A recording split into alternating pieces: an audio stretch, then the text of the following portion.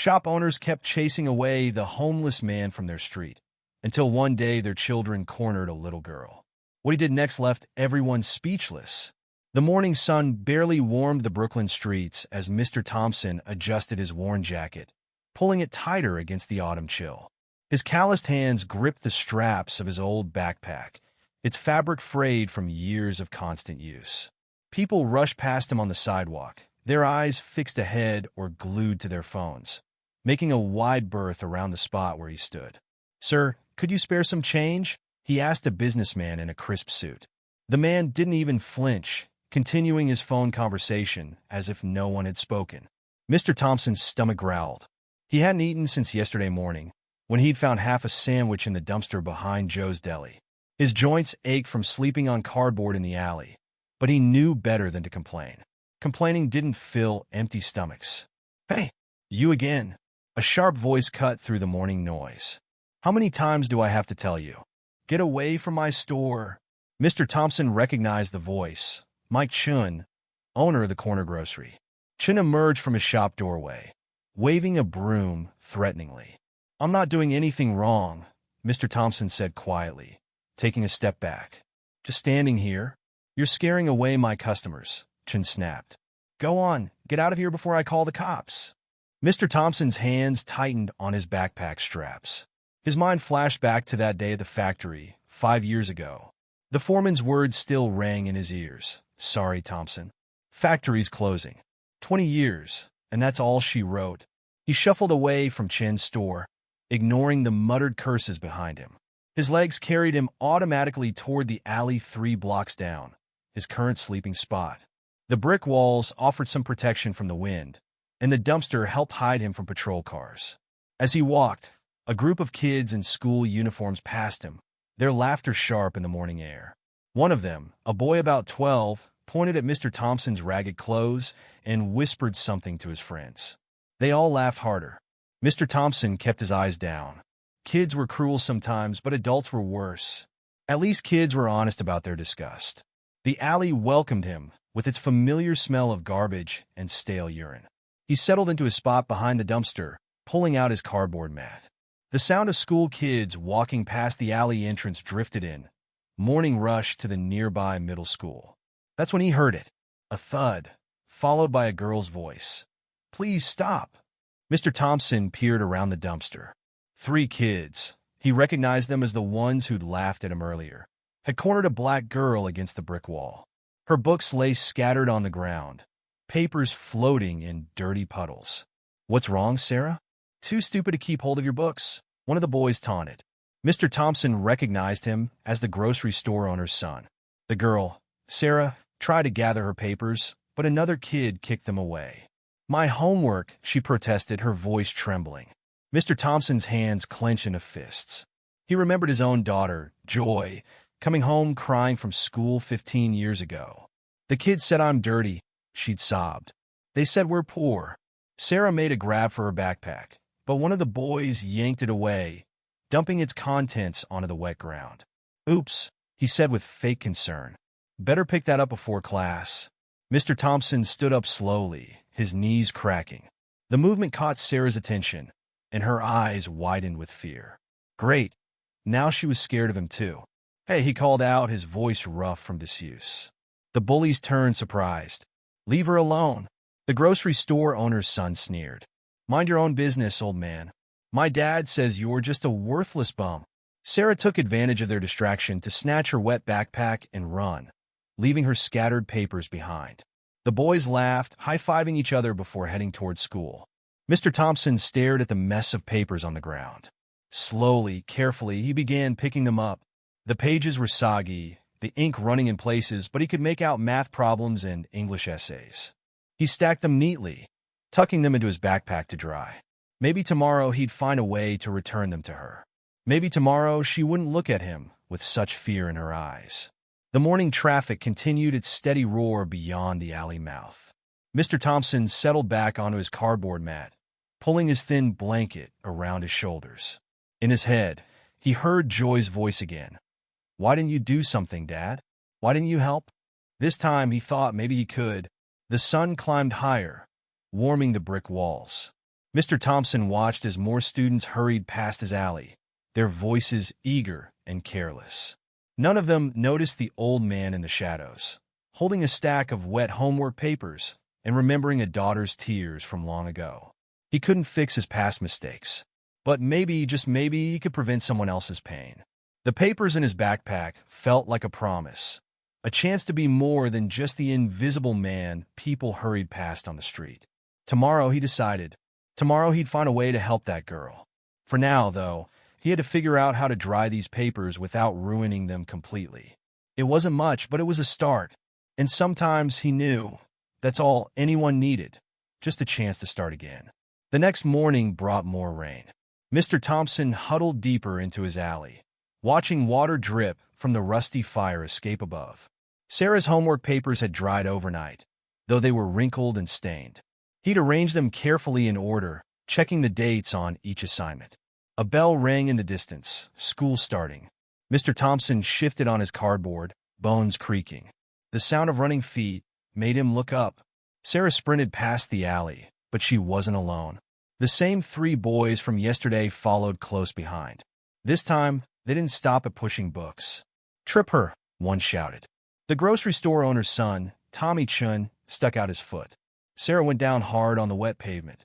Mr. Thompson was on his feet before he realized he'd moved. "Hey!" His voice echoed off the brick walls. The boys froze. Sarah scrambled up. Blood trickling from her scraped palms, her uniform skirt was torn at the knee. "I said leave her alone." Mr. Thompson stepped out of the alley. Tommy Chin recovered first. "Or what? You gonna call the cops?" He laughed. "They'll take one look at you and throw you in jail." The words hit hard. Mr. Thompson's hands shook, but he kept walking forward. "Your father know you're out here hurting people?" "My father says you're dangerous." Tommy shot back. "Says you probably got a knife or something." Sarah backed away from all of them, clutching her bleeding hands to her chest. Her eyes darted between Mr. Thompson and the boys, wild with fear. "I'm not dangerous," Mr. Thompson said quietly. "But I'm not blind either." 3 boys picking on one girl. That's what's dangerous. A memory flashed. Joy coming home with a black eye. 12 years old. "I fought back this time, Dad," she'd said proudly. Then the principal's call. "Your daughter's been expelled for fighting." "Sarah." A sharp voice cut through the tension. A teacher stood at the end of the block, frowning. "You're late for class." "All of you?" The boys smirked and swaggered away. Sarah hesitated, looking at Mr. Thompson with confusion rather than fear now. "Your hands need cleaning," he said gently. "Don't want those cuts getting infected." She glanced at her palms, then back at him. "Why?" She started, but the teacher called again. "Sarah, now!" She ran, leaving Mr. Thompson standing in the rain. He watched until she disappeared into the school building, then returned to his alley. The half-dried homework papers felt heavy in his backpack. Hours crept by. Mr. Thompson tried to doze, but kept jerking awake at every sound. Around noon, Mike Chin emerged from his store, shouting into his phone. "Those homeless bums are scaring customers away. My son says one of them threatened him this morning." Mr. Thompson pressed deeper into his corner. More memories surfaced. Joy screaming as the police dragged him away. "He was protecting me. Dad was protecting me." The afternoon bell rang. Students flooded past the alley again. Mr. Thompson spotted Sarah in the crowd, her hands now bandaged. She walked quickly, head down, but the bullies found her anyway. "Hey, stupid," Tommy called. "Where's your homeless bodyguard?" Sarah walked faster. The boys laughed, following at a distance. Mr. Thompson grabbed his backpack and emerged from the alley. "Sarah," he called softly. She stopped, turning slowly.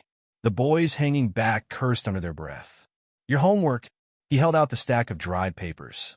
"I picked them up yesterday." Sarah stared at the papers, then at him. Slowly, she reached out and took them. "Thank you," she whispered.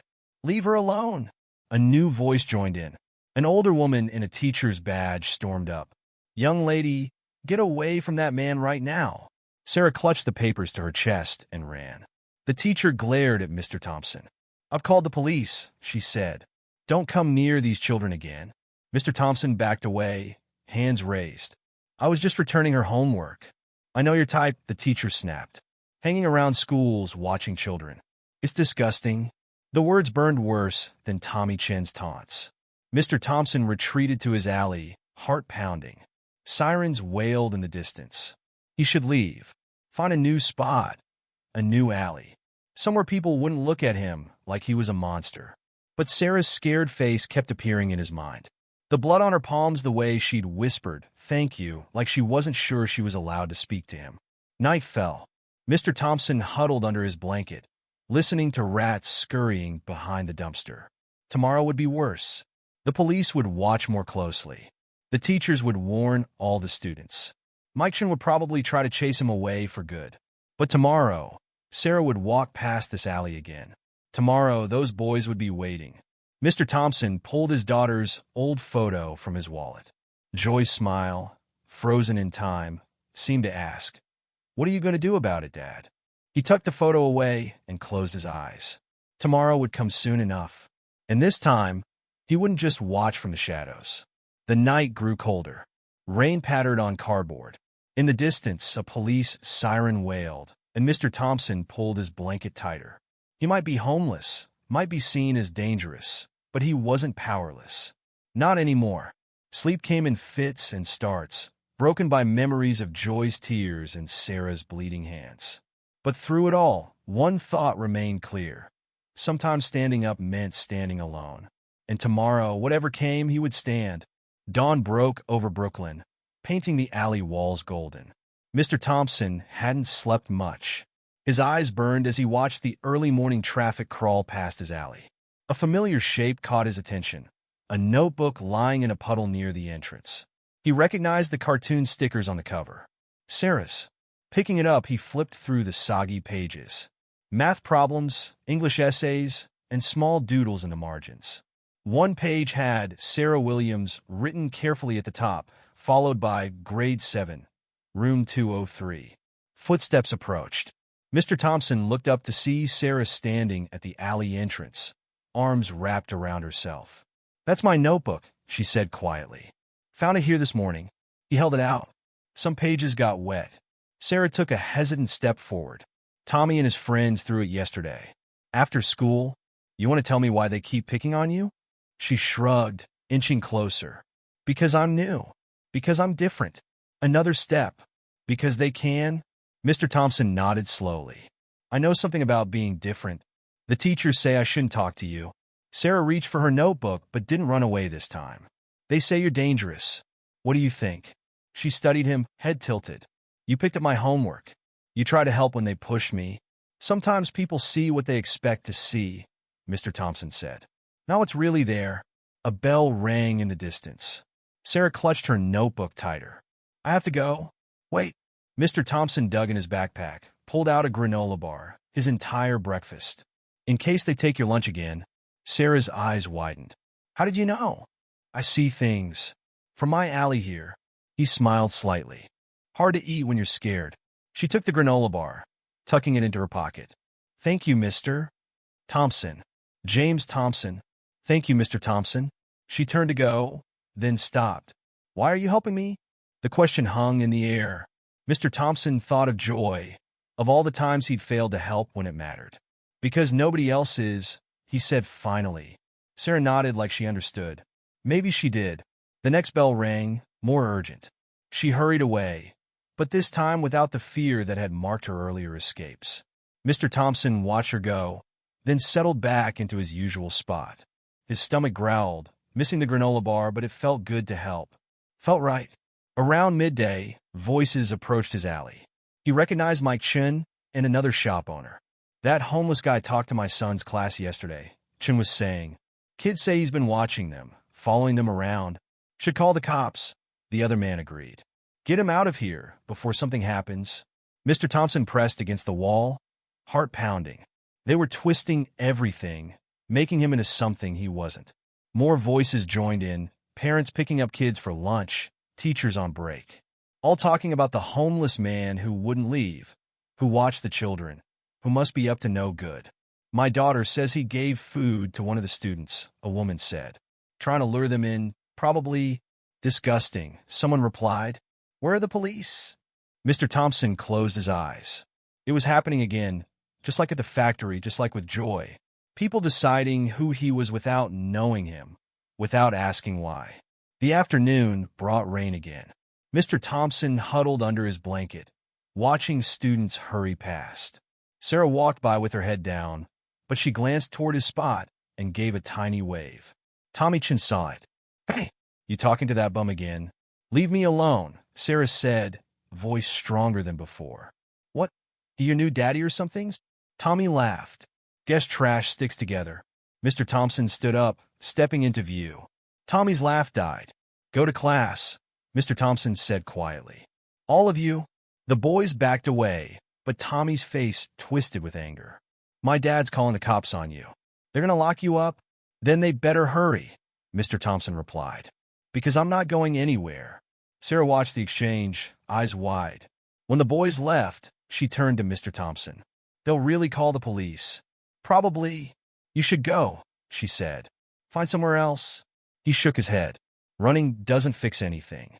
I learned that the hard way." A car door slammed nearby. Mike Chin emerged from his store, phone to his ear. His eyes locked onto Mr. Thompson. "Yeah, officer, he's right here," Chin said into the phone. "Talking to a student right now." Sarah grabbed Mr. Thompson's hand. "Run." But he didn't move. "No more running," he said softly. "No more hiding." Chin approached, face red with anger. "Get away from her. Police are coming, you sick dash. He's helping me." Sarah shouted suddenly. "He's the only one who helps." "Sarah." A sharp voice cut through the tension. A woman in a business suit rushed forward, grabbing Sarah's arm. "Get away from that man. Mom, wait dash inside now." The woman pulled Sarah away, glaring at Mr. Thompson. "Stay away from my daughter, or I'll have you arrested." Mr. Thompson watched them go, heart heavy. In the distance, police sirens wailed. Chin smirked. "Better start running, bum." But Mr. Thompson just sat down on his cardboard mat, pulled out Joy's photo, and waited. No more running. No more hiding. The sirens grew closer. Sarah's face appeared in the school window above, pressing against the glass. Mr. Thompson gave her a small wave. Sometimes standing up meant standing alone. Sometimes it meant facing what came, no matter how hard. The police car turned into the street. Mr. Thompson tucked Joy's photo away and straightened his shoulders. Time to face the music. The police officers stood at the alley entrance, hands resting on their belts. Mr. Thompson didn't move from his cardboard mat. "Sir, we've had complaints," the taller officer said.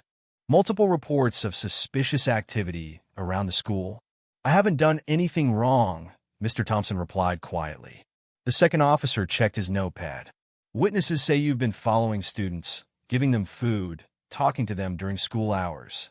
"One student," Mr. Thompson corrected. "She was being bullied. Nobody else would help." Mike Chin pushed forward. "He's lying. My son says he threatened him." The officers exchanged glances. "Sir, you'll need to come with us." "Wait!" Sarah's voice rang out. She burst through the gathering crowd, her mother running after her. "He's telling the truth." "Sarah, get back inside." Her mother grabbed her arm. "No, Mom. Tommy and his friends are the ones hurting people. Mr. Thompson just tries to stop them." The officers looked uncertain.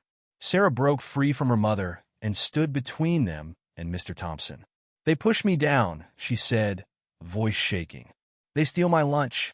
They tear up my homework. Nobody does anything except him." "Sarah, please," her mother pleaded. "Ask the other kids," Sarah insisted. "Tommy Chin and his friends bully everyone. The teachers don't stop them because their parents own the stores here." The taller officer turned to his partner. They spoke quietly, then faced Mr. Thompson. "We can't have you staying here," the officer said. "Not this close to a school." "But—" He hesitated. "No charges this time." Mike Chin exploded.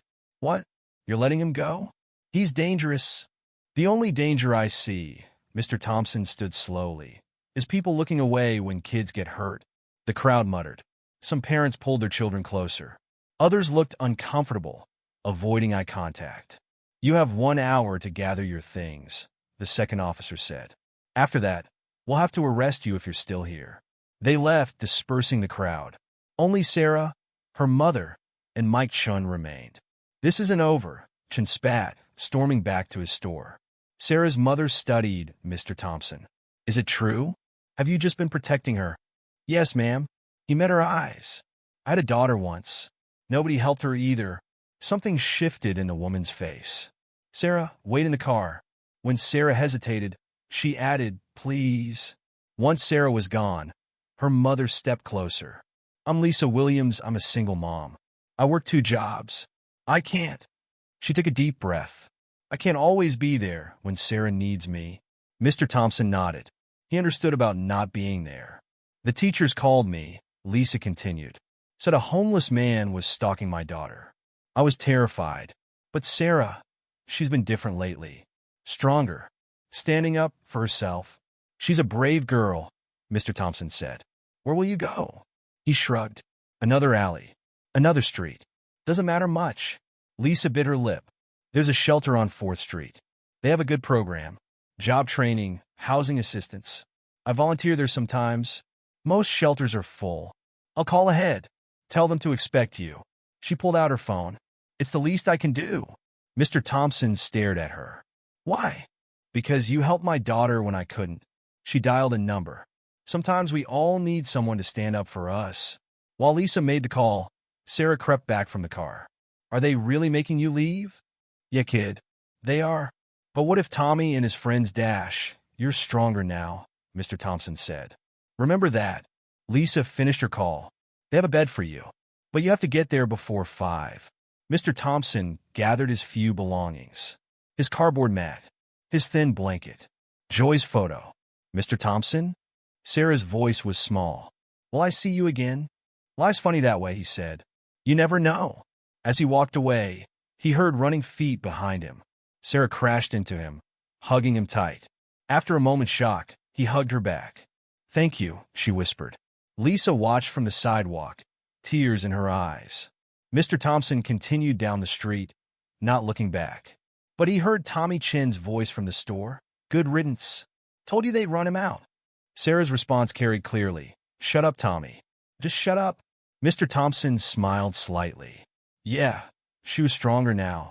The shelter on 4th Street was an old brick building with barred windows. Inside, a tired-looking woman checked his ID, expired 5 years ago, and showed him to a narrow bed. Dinner's at 6, she said. Job counselor comes tomorrow morning. That night, lying on his shelter bed, Mr. Thompson pulled out Joy's photo. Did I do better this time? He whispered. No answer came, but for the first time in years, the silence didn't hurt so much. Morning brought chaos. Someone had vandalized the shelter's entrance. Spray, paint across the doors. N.O. bums. Mr. Thompson recognized the handwriting. He'd seen it on the walls near Chen's store. The shelter staff cleaned the paint, but the message was clear. He wasn't welcome here either. The job counselor arrived late, looking harried. Mr. Thompson, I hear you've had some trouble in the community. You could say that. Listen, the counselor leaned forward. There's a position. School janitor. Night shift. Nobody else wants it because of the hours, but Mr. Thompson's heart jumped. Which school? The counselor checked his papers. PS 118. On dash, I know where it is. The same school. Sarah's school. The pay's not great, but it includes a small room on premises. For security purposes, Mr. Thompson thought of Sarah facing Tommy Chin alone. Thought of all the other kids who needed someone to see them, to help them. When can I start? The counselor smiled. There's some paperwork. Background check. But if everything clears, it will. Mr. Thompson sat straighter. I'm not running anymore. Outside, the morning traffic flowed past the shelter. Somewhere nearby, a school bell rang. Time to stop being invisible.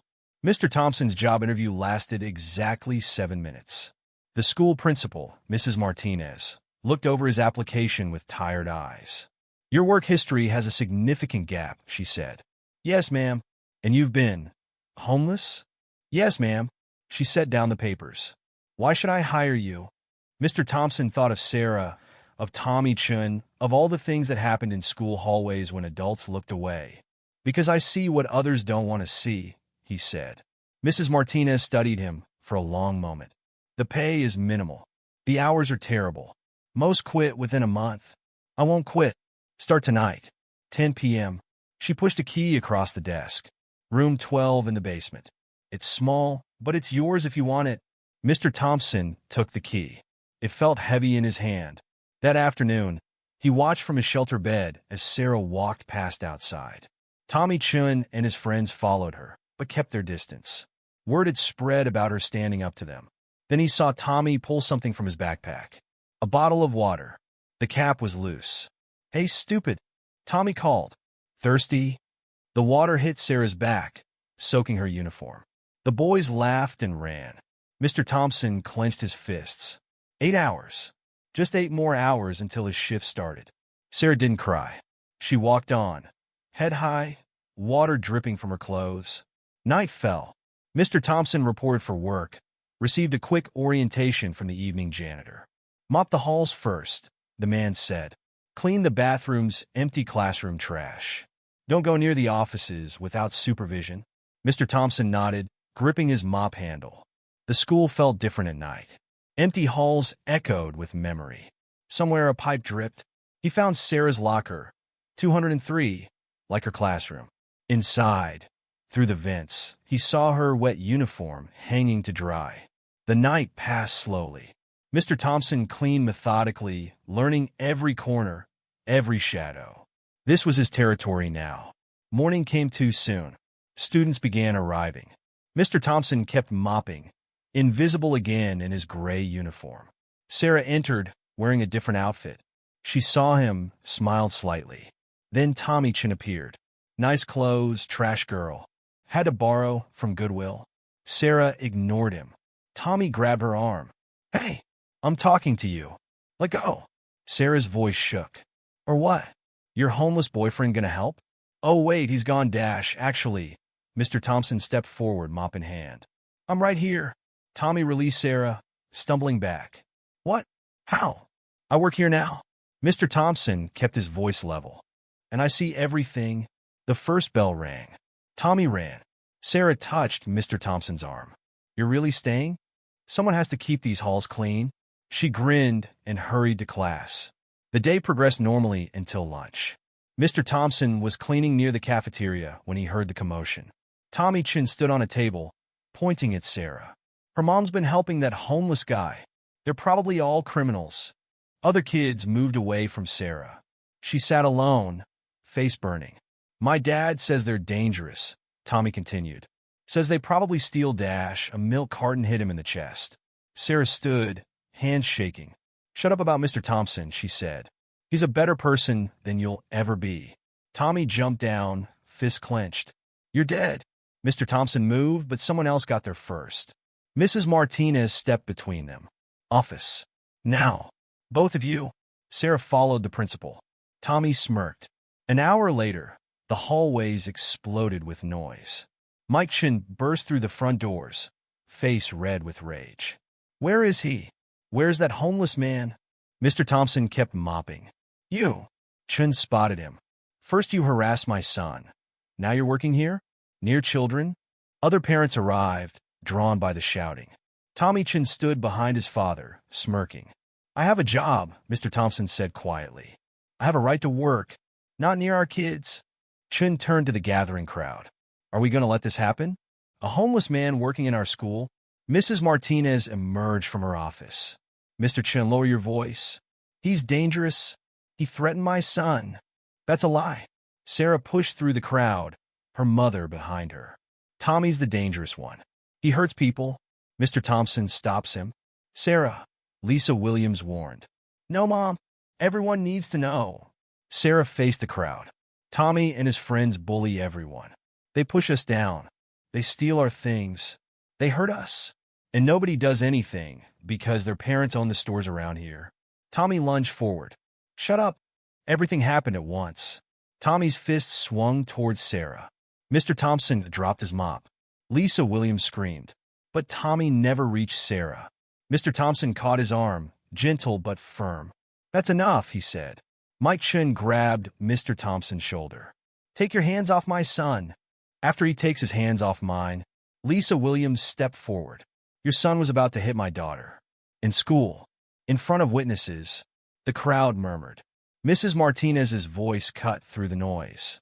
My office. Everyone. Now.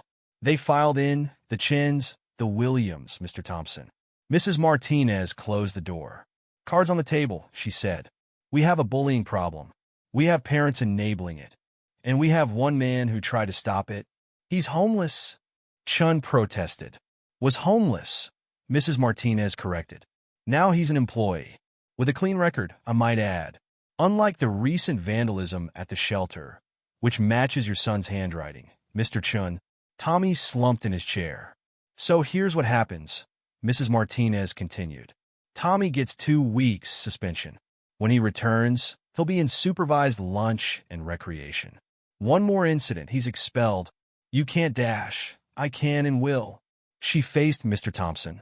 You keep your job, but no direct interaction with students except in emergencies. Mr. Thompson nodded. And Sarah, Mrs. Martinez smiled slightly. Good job speaking up. That takes courage. They left the office into a silent hallway. The crowd had dispersed. Mike Chin pulled his son away without a word. Lisa hugged Sarah close. Mr. Thompson? Sarah looked up at him. Thank you. For everything. He gripped his mop handle. Back to work. These halls won't clean themselves. But as he mopped, he stood straighter. No longer invisible. No longer running. Sometimes the storm breaks. And sometimes, when it clears, you find yourself exactly where you need to be. Word spread fast in the school hallways. By the next morning, everyone knew about the confrontation in front of the principal's office. Mr. Thompson mopped the floors, watching the whispers follow him. That's him, a kid said. The one who stopped Tommy Chun.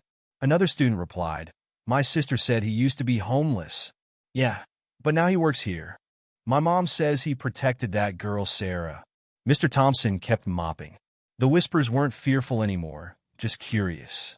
The morning light streamed through classroom windows when Lisa Williams appeared, carrying 2 coffee cups. Thought you could use this, she said, offering one to Mr. Thompson. He hesitated, then took it. Thank you. Sarah told me everything, Lisa said, leaning against a locker. About how you found her homework. Gave her your food. Watched out for her when I couldn't. Anyone would have? No, Lisa shook her head. They wouldn't. I asked around. Tommy Chun and his friends have been bullying kids for years. Nobody did anything. Mr. Thompson sipped the coffee. It was hot and sweet, better than anything he'd tasted in months. I failed my daughter once, he said quietly. Couldn't fail another kid. Your daughter? He pulled Joy's photo from his pocket, handed it to Lisa. She studied it. She's beautiful. Where is she now? Don't know. He took the photo back. After I lost my job, lost our house, she went to live with her mother. Haven't seen her since. Lisa touched his arm. I'm sorry. The bell rang. Students flooded the halls. Sarah appeared, smiling when she saw them. Mom, what are you doing here? Bringing coffee to a friend, Lisa said. Friend. The word felt strange. Good, but strange. A commotion near the entrance drew their attention. Mike Chun stood there, looking uncomfortable. Thompson, he called. Got a minute? Mr. Thompson exchanged glances with Lisa, then walked over, mop in hand. Chun cleared his throat. Found something in Tommy's room. Phone messages. Him and his friends, planning their activities. Bullying, Mr. Thompson said flatly. Yeah. Chun ran a hand through his hair. Been going on longer than I thought. More kids than I knew about. Kids are good at hiding things they're ashamed of. Tommy's ashamed now. Chun met his eyes. He told me everything. About the shelter vandalism. About hurting that Williams girl. About lying about you. Mr. Thompson waited. I was wrong, Chun said finally. About you. About everything. Down the hall, Sarah watched them, Lisa's arm around her shoulders. What happens now? Mr. Thompson asked. Tommy's in counseling. His friends too. Chun pulled out an envelope. And this, it's not much, but it should cover cleaning the shelter. Plus some extra. Mr. Thompson didn't take the envelope. Keep it. Use it for Tommy's counseling. I don't understand you, Chun said. After everything we did. I understand Tommy, Mr. Thompson replied. Being angry.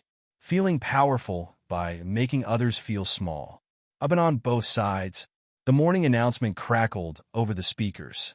Students hurried to class. My store, Chen said suddenly. We need help. Part-time weekends. If you're interested, Mr. Thompson blinked. You're offering me a job? Extra money. Regular hours. Chen shrugged. Plus, kids respect you now. Might be good for business. Before Mr. Thompson could respond, Mrs. Martinez approached. Gentlemen, she said. Everything all right? Yes, Chen answered. Just offering your janitor some extra work. Mrs. Martinez raised an eyebrow. Interesting. I was about to suggest something similar. Our security guard is retiring. Position includes training, better pay, benefits. Mr. Thompson gripped his mop tighter. Why? Because you see what needs to be seen, she said. And you do something about it. The hallway emptied, leaving them standing in morning sunlight. Think about it, Mrs. Martinez said, walking away. Chen nodded awkwardly and left too. Mr. Thompson resumed mopping, mind spinning. 2 job offers. Respect. A chance to start over. At lunch, he cleaned near the cafeteria. Kids waved him now. Some even picked up their trash, making his job easier. Sarah sat with friends today. No one bothered her. She caught his eye and smiled. After school, Lisa found him again. Heard about the job offers, she said. News travels fast. It's a good school. Good community. Once people open their eyes. She hesitated. Speaking of community, there's a dinner. Sunday. At my place. Nothing fancy, just me and Sarah. If you'd like to come. Mr. Thompson stared at his mop handle. I haven't had a proper dinner with anyone in years. Time to change that. Lisa smiled. Sarah's making dessert. Might need my security training first, he joked. Lisa laughed. The sound echoed in the empty hallway, bright and real. That night, in his small basement room, Mr. Thompson looked at Joy's photo again. Things are changing, he told it. Wish you could see. His phone buzzed. A basic model Lisa had helped him get. A text from Sarah. Mom says you're coming to dinner. I'm making chocolate cake. Another buzz. Lisa, don't worry. I'll have backup dessert ready. Mr. Thompson smiled. His room was small, but it was his.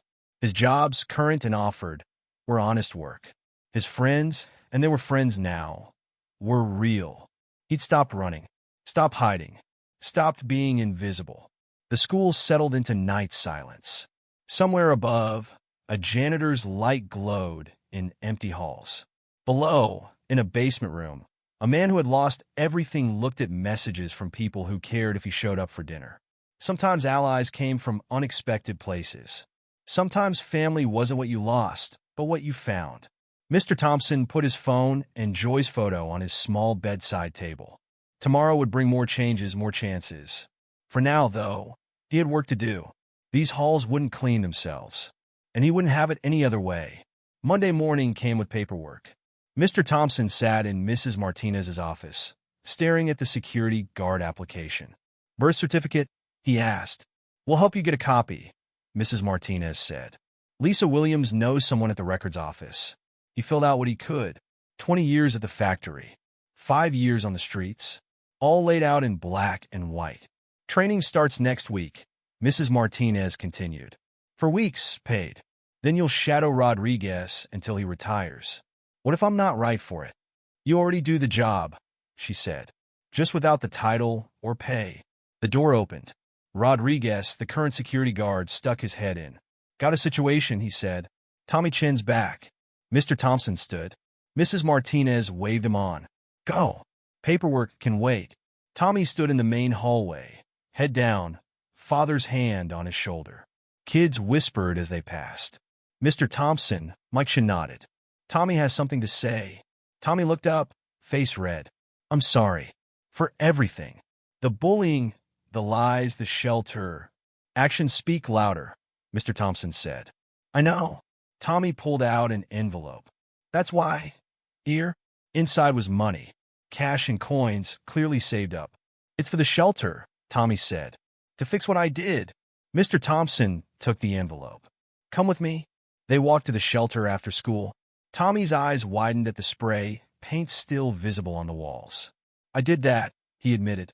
Then you'll help fix it. They spent 2 hours scrubbing walls. Tommy worked silently, shoulders hunched. Why'd you do it?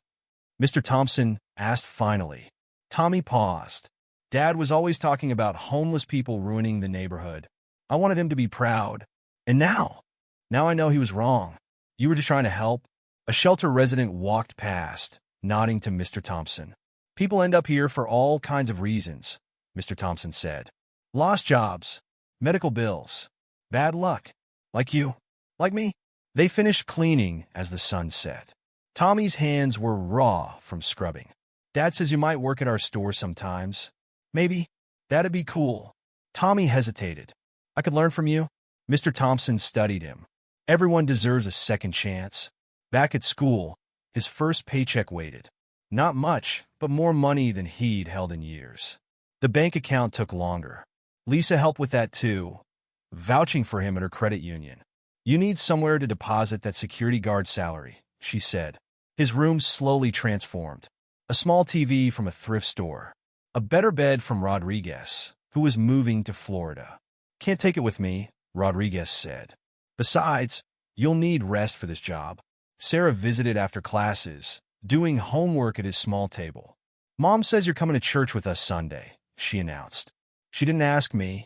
She said you'd say that. Sarah grinned. She also said no excuses. The classroom trash still needed emptying. Mr. Thompson pushed his cart, thinking about church. About being seen. Accepted. In the teacher's lounge, he overheard conversations. Thompson's good with the kids. Never thought I'd say this, but the halls feel safer. Did you hear he's taking the security position? No more whispers about the homeless man. No more fearful glances. His first security training class met at the district office. 20 people, all younger than him. Experience? The instructor asked. School janitor, Mr. Thompson said. Before that, factory worker. Before that doesn't matter, the instructor cut in. It's what you do now. The class learned about surveillance, conflict resolution, emergency protocols. Mr. Thompson already knew most of it, not from books, but from life. You're a natural, the instructor said after one session. Streets teach you a lot. Streets teach you what to watch for, Mr. Thompson corrected. School taught me what to protect. His second paycheck bought a cell phone plan, real food for his small fridge, a tie for church. Sunday morning, Lisa and Sarah picked him up. Nervous? Lisa asked. Terrified? The church ladies fussed over him. Brought him coffee. Asked about security training. Such a blessing, one said. Having someone watch over our children. Sarah rolled her eyes. They act like they've known you forever. People see what they want to see, Mr. Thompson said. Not you, she replied. You see what's real. After service, lunch at the Williams apartment. Sarah's chocolate cake came out lopsided but edible. Told you I could bake, she said proudly. Lisa brought out backup cookies anyway. Monday brought more training, more paperwork, more steps toward a normal life. In the hallway, Tommy Chin stopped him. The shelter needs volunteers, he said, for their soup kitchen. Dad said I could help if you go to. Mr. Thompson remembered his own meals there. The shame, the gratitude. Saturday mornings work for you? Tommy smiled. Real this time, not a smirk. That night, Mr. Thompson counted his blessings. A room, a job, friends. Joy's photo watched from his table. I found my way back, he told it. Maybe someday. His phone buzzed. A text from Lisa. Sarah insists on baking for your graduation. Should I warn the security training people? He laughed. Actually laughed. The basement room felt warm. Lived in. His. Sometimes new beginnings came disguised as endings. Sometimes rock bottom was just a foundation to build on. Mr. Thompson changed into his janitor uniform. Night shift first. Security training tomorrow. One step at a time. One day at a time. Finally, he was walking forward instead of running away. The apartment was small, just a studio above Chin's grocery store, but it was his. Mr. Thompson stood in the doorway, key in hand, still not quite believing it. It's not much, Mike Chin said, shuffling his feet. But employee housing comes with a weekend job. The room had a kitchenette, a bathroom, and enough space for his bed and table. Sunlight streamed through the single window. It's perfect, Mr. Thompson said. Moving took one trip. His few possessions from the school basement fit in Rodriguez's old truck. Going to miss our homework sessions, Sarah said, carrying his small TV. You can still visit, Mr. Thompson told her.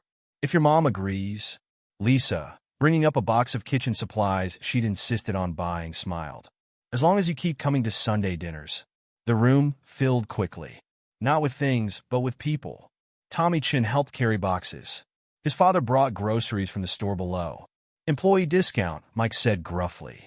Mr. Thompson arranged his few photographs on the wall. Joy's picture took center place. Is that your daughter? Tommy asked. Yes. Have you tried finding her? Mr. Thompson touched the photo. Wouldn't know where to start. Social media, Sarah suggested. Mom's good at that stuff. Lisa was already pulling out her phone. What's her full name?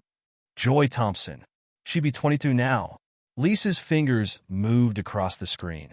Last known location? Chicago. With her mother. The room fell silent except for Lisa's typing. There's a Joy Thompson in Chicago, she said finally. Works at a community center.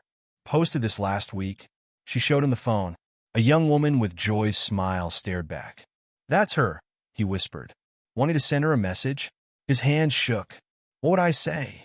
Sorry I disappeared for 5 years, ? How about, I miss you, ? Sarah suggested. Simple words. True words. Lisa composed the message while Mr. Thompson paced the small room. Tommy and his father made excuses to leave, sensing the private moment. Sent, Lisa said. Now we wait. The wait lasted 3 days. 3 days of jumping at every phone notification. 3 days of wondering if he'd made a mistake. Then Dad? The message appeared during his security training. Simple, like Sarah suggested. He showed Lisa during lunch break. She helped him reply. Words flowed. Explanations. Apologies. Hope. Joy's response came faster this time. I looked for you. Checked shelters in Chicago. Never thought you'd be in Brooklyn. I'm not who I was, he wrote back. Not anymore? Tell me, she replied. So he did. About losing everything. About the streets. About Sarah and the bullies and second chances. I'm proud of you, Joy wrote. Can I call? The phone rang that night in his small apartment. His daughter's voice, older but still familiar, filled the room. Oh, Dad, she said, and started crying. They talked for hours. About her life, social work, helping kids like Sarah. About his new jobs. His friends. I'm coming to visit, she said. Next month. If that's okay. More than okay. After hanging up, he sat in his window watching Brooklyn traffic below. A text from Lisa. How'd it go? She's coming to visit. We'll have a proper dinner. All of us. All of us. Family. Old and new. Morning brought more changes. Rodriguez's retirement party. Mr. Thompson's official start as security guard. Remember, Rodriguez said, handing over the keys. You're not just watching halls. You're watching out for kids. I know. The uniform felt strange. Badge. Radio. Responsibility. Students noticed the change. Looking sharp, Mr. T, a boy called. No running in the halls, Mr. Thompson replied, hiding a smile. Sarah brought her friends by his new post at the main entrance. This is my friend Mr. Thompson, she told them. He used to be homeless. Now he's not. Simple words. True words. The friends didn't stare or whisper. They just nodded. Cool one said, my uncle was homeless too. Now he's got a food truck. No judgment. No fear. Just acceptance. Tommy Chin started volunteering at the shelter every Saturday. Sometimes his father came too. Community service is good for business, Mike claimed. But his hands were gentle with the elderly residents, his smile genuine. Mr. Thompson worked security during the week, store clerk on weekends. 2 jobs, 2 paychecks. Saving up? Lisa asked over Sunday dinner. Joy's visit, he said. Want to do it right? She can stay with us, Sarah offered. Have my room? Sarah. What? My floor is comfortable. The days fell into rhythm. Morning security briefings. Hallway patrols. Weekend store shifts. He learned every student's name. Their habits. Their troubles. A boy being too quiet. A girl wearing long sleeves in warm weather. Watch that one, he told the counselor. Something's wrong at home. He was right. Always right about these things. How do you know? The counselor asked. Streets teach you to see pain, he answered. Even when it's hiding. The apartment slowly filled. Curtains from Lisa. A better TV from his store discount. Books Sarah insisted he needed. Everyone needs books, she said, arranging them on a shelf Tommy helped build. Joy called every Sunday now, told him about her work, her life. You inspired me, she said, working with troubled kids, helping them like you helped Sarah. I failed you, he reminded her. You lost your way, she corrected. But you found it again. That's what matters. Her visit was 2 weeks away. Sarah planned welcome signs. Lisa organized a dinner party. Family dinner, she said. All of us. Mr. Thompson stood at his security post, watching kids rush to class. 3 years ago, he'd been invisible in these halls. Now students waved. Teachers nodded. Parents smiled. His radio crackled. A minor problem needed attention.